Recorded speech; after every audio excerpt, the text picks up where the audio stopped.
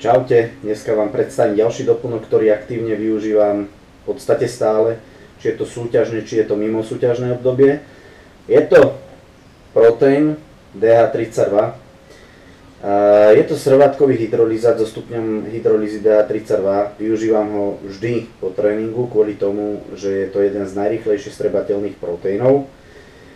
Tento proteín mi vyhovuje skrz rýchleho strebávania, nezaťaží mi žalúdok, aj skrz chuti. Mám príchuť čokoláda, ktorý mi absolútne vyhovuje, je veľmi sladký, ale nezaťaží mi žalúdok ako iné sladké krémové proteíny. Čiže je to taká odmena pre mňa po fakt ťažkom tréningu. Tento proteín vám odporúčam dávať určite iba po tréningu. Keď ho dáte mimo tréningov, tak je to v podstate zbytočné plýtvanie touto drahou bielkovinou. Možno ste si niečo vzali z tohto videa, možno nie, ale tešte sa určite na ďalšie videá. Čaute.